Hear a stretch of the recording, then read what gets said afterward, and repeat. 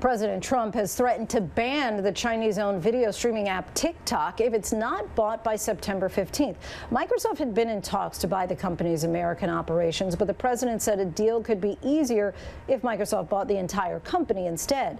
He then suggested that the company should pay the U.S. Treasury as part of the deal. I said a very substantial portion of that price is going to have to come into the Treasury of the United States because we're making it possible for this deal to happen. Right now, they don't have any rights unless we give it to them. So if we're going to give them the rights, then it has to come into this country. It's a little bit like the landlord-tenant. Without a lease, the tenant has nothing. So they pay what's called key money, or they pay something. But the United States should be reimbursed or should be paid a substantial amount of money, because without the United States, they don't have anything, at least having to do with the 30%. So I told him that. So now let's bring in the woman who knows all, tells all, sees all in the world of the economy and finance. ABC's Rebecca Jarvis joins us now with more. Rebecca, some have called that extortion. Is that accurate?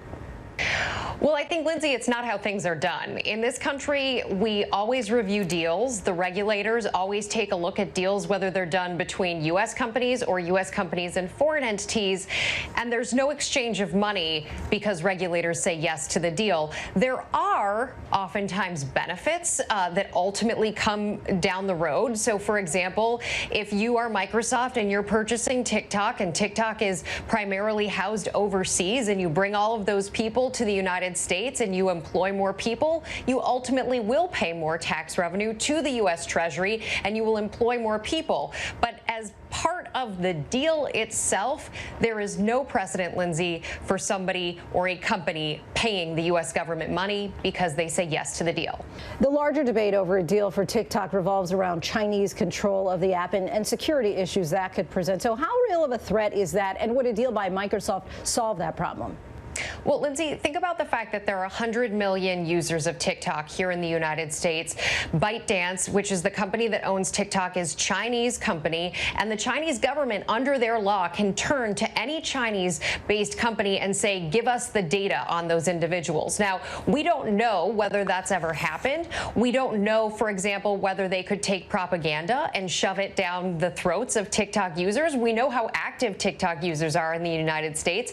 We know that a lot of them are highly opinionated and share those opinions widely, and for all we know are very capable of sharing those opinions without having any repercussions. But it's something to think about in the longer term about our relationship with China as we continue down this path, and especially as we think about questions around privacy. It's not just a question, by the way, about privacy for Chinese companies imposing here in the United States. It's also a question that we've yet to fully answer about our own companies that are based here in the U.S. that have access to huge amounts of data and use that data to their advantage.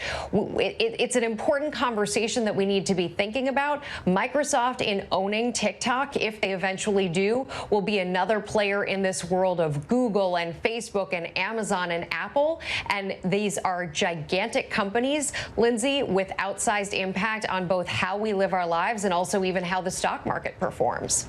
Rebecca Jarvis, thanks so much. Hi, everyone. George Stephanopoulos here. Thanks for checking out the ABC News YouTube channel. If you'd like to get more videos, show highlights, and watch live event coverage, click on the right over here to subscribe to our channel. And don't forget to download the ABC News app for breaking news alerts. Thanks for watching.